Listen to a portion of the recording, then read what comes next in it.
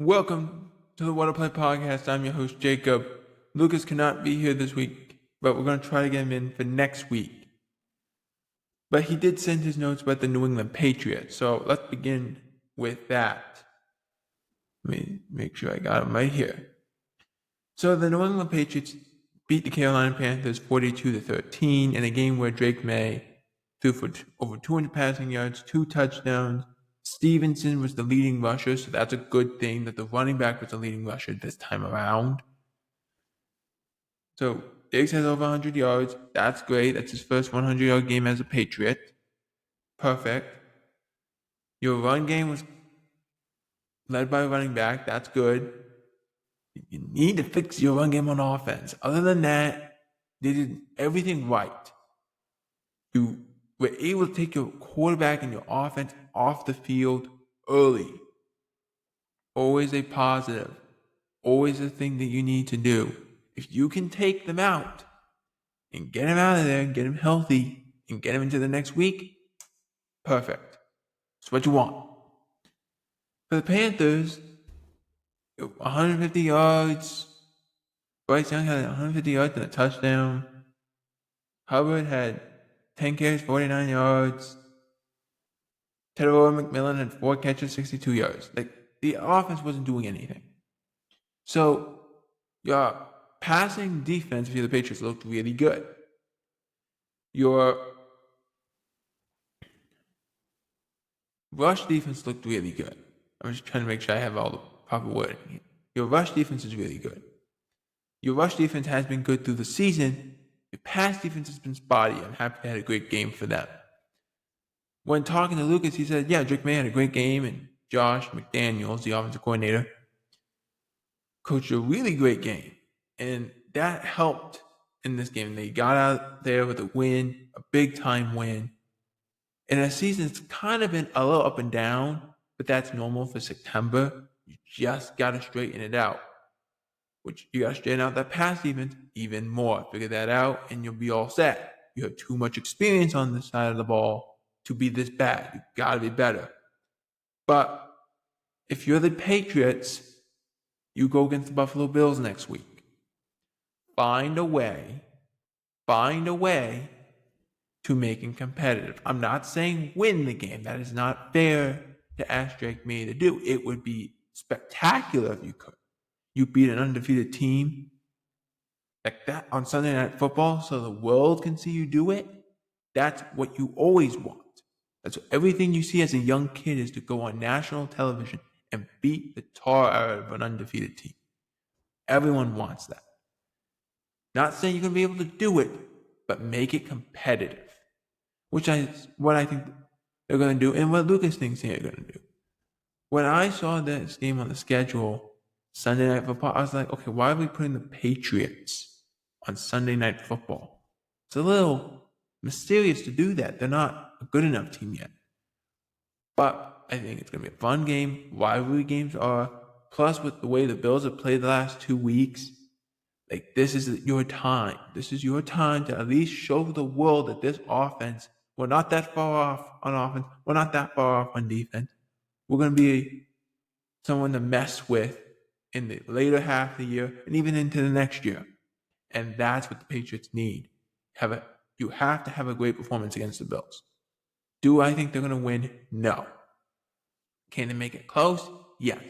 I have the Bills winning 31-20. But I think the Patriots give them a little bit of hassles, and we have to start thinking about this Bills team, what they got to do moving forward.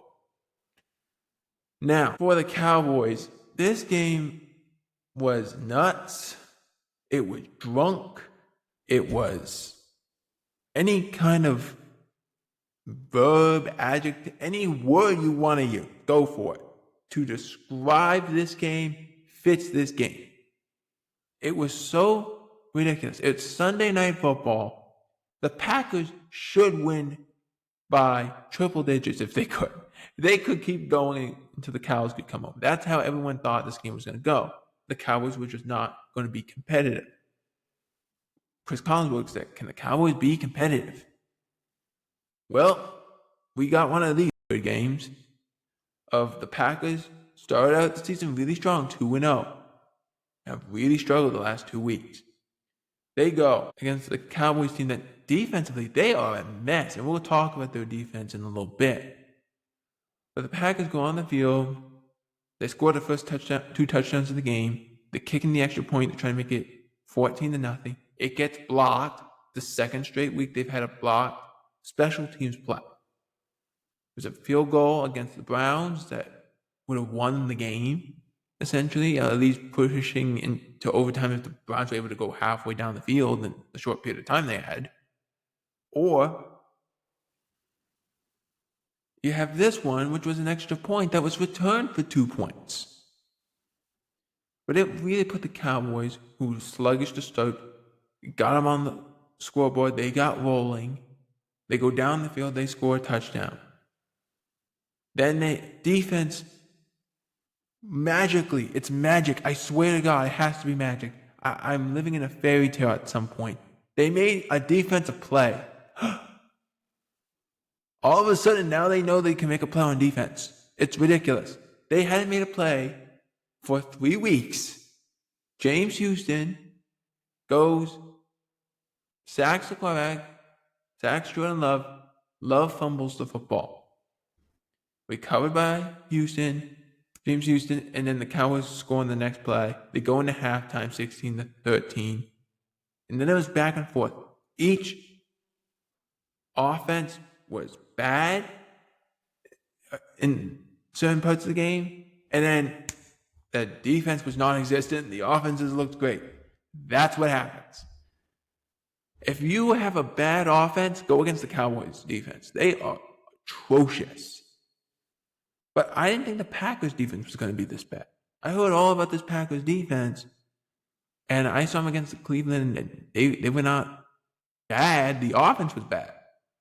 But they went bad on defense. You hold a team to 13 points, you're expecting to win that game. But their defense was bad. They did not play well. Because Dak Prescott and the Cowboys offense went up and down the field. And George Pickens had a feast. He had 8+ catches, he had 2 touchdowns, he had over 130 yards. He was unbelievable. Dak played great. Dak had over 300 yards and 3 touchdowns. You could not ask Dak to do anything more than that. But then the Packers offense was also very good. Jordan Love, 337, 3 touchdowns.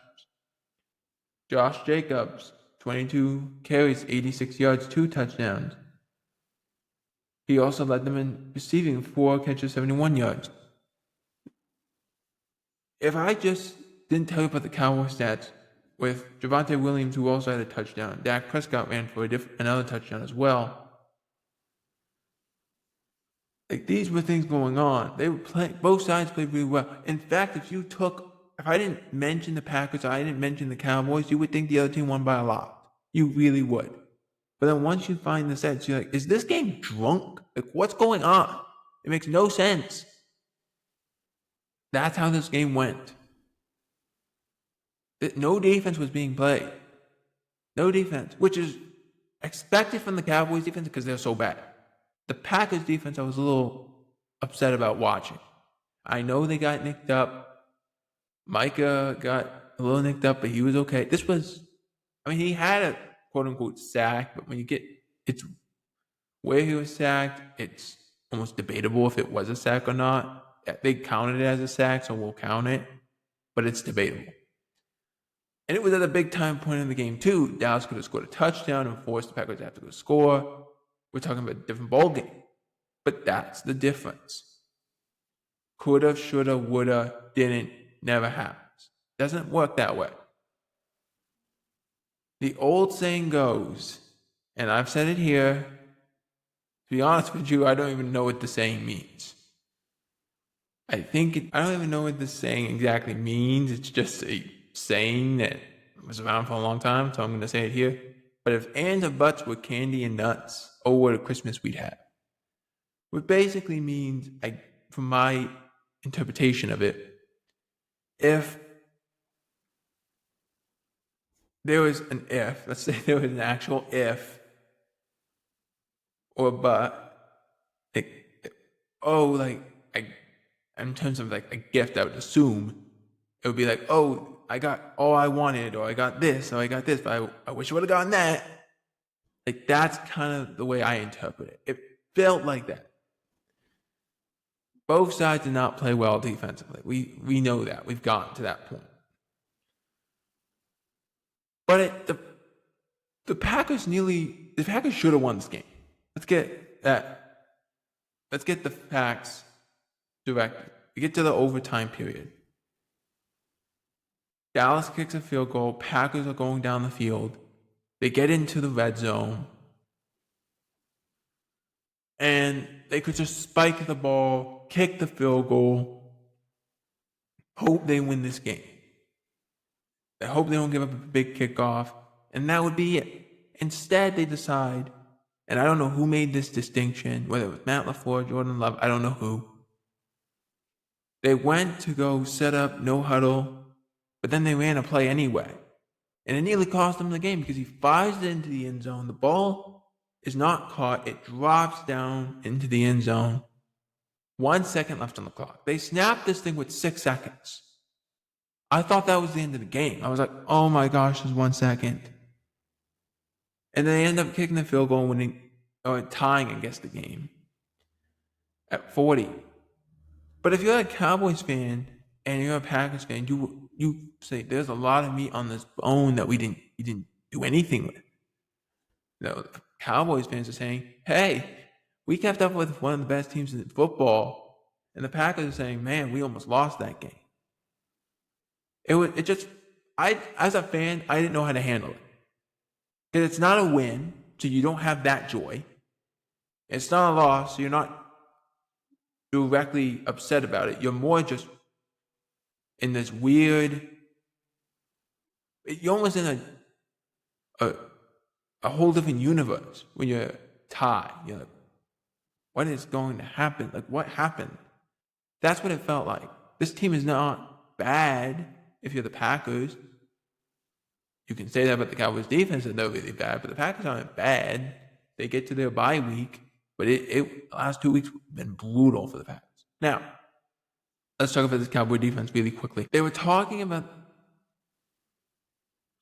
some of the Cowboys defensive players, and Trayvon Diggs, who's been around the NFL for a while now, he knows he's a big name guy.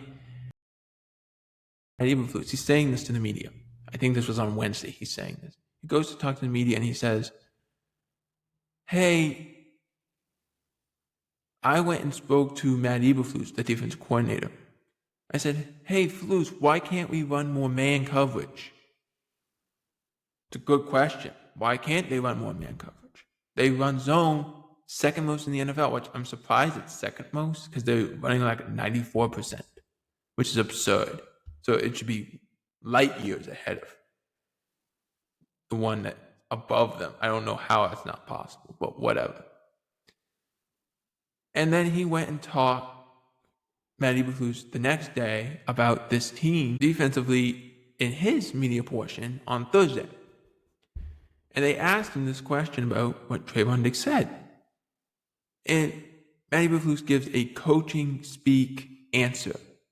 But basically what he said, without reiterating his entire speech, because his quote is all coach speak, it makes no sense. Basically what he says is, Trayvon, or anyone that's telling me to do this, shut up, play the defense the way I want you to play it. Do what I'm telling you to do. That's not good. That means you have the wrong guy. Because it's not working. They run zone coverage, which basically means in man coverage, you're just in charge of your guy. In zone, you're in charge of a certain area. And the coverage they run mostly is they have a safety rotate down to near where the linebackers are, or around the first down line. Sometimes he's before it, sometimes he's behind it. There's always a little bit of distinction, depends on the kind of coverage they play. But then they have their remaining safety, he rotates to the middle of the field. Your two corners, one on each side, drop back so they cover their third of the field. So it's a third, and a third from left to right. And that's supposed to stop big play, touchdowns, big play yardage, all that stuff. Makes sense. And logically, it makes sense. Theoretically, it makes sense. But that's not what it's doing for the Cowboys. The Cowboys can't stop them. So you have to ask yourself, if the Cowboys think this is going to stop the big plays, and it doesn't, at what point do you go and say, we have to try something else? I don't know. Because you're at a point where you're asking your offense every week to score 40 points, and you're expecting your defense, the offense has to expect its defense to give up 40 points. That's not fair to them. I saw a stat that the Cowboys offense is first in the league in passing yards, but is dead last in passing yards given up. That's not fair to that offense. It's not. You can't ask your offense, this offense who scored 40 or 30, 20 plus points for the first 5 weeks, or 3 of the first 4 weeks of the season. 1 week they scored 14. But 3 of the first 4, they scored 20 plus. You cannot ask your quarterback and offense to do that all the time and defensively give up 30 every time. It doesn't work. This defense has given up 30 plus points every time. You can't ask your offense to score 35 if your defense gives up 36. It's not fair to them. And it's why Dak Prescott's throwing for 300 plus yards. It's why this run game has to run for 100 yards. And still, they can dominate the time of possession. They can do anything. They still can't stop you. At some point, fix it or get out.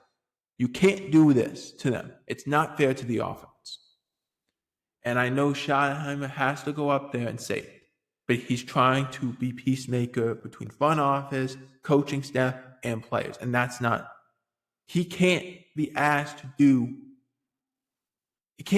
go to the coach and say, look, you're an experienced guy, and I'm an experienced guy, but I'm in a new position here. You got to do something about this. We can't stop anybody. We can't pressure. When you send 6 guys and they're blocking up 5 and they still can't get pressure on defense, that's a problem. And you go against the Jets team, which has a pretty good defensive line, and you're beating up on offense. You're out 3 linemen this week. CeeDee Lamb's not playing, so that's 4 offensive guys. You got defensive injuries. You're asking your offense to score 40 against the Jets team. Defensive line is pretty good. Has Quinn Williams there for a reason. You're asking a lot. Do I think they can win? Of course I think they can win. I think there's one chance that they do got, but there's a lot of issues. This defense has to find some solutions instead of more questions. I have the Cowboys winning 28-24, but it's not going to be a pretty game. It's at 1 o'clock, and it's not going to be pretty. But let me know in the comments, is the Cowboy defense the worst in the NFL? For NFL and the What to Play podcast, I'm Jacob Beaver. Out.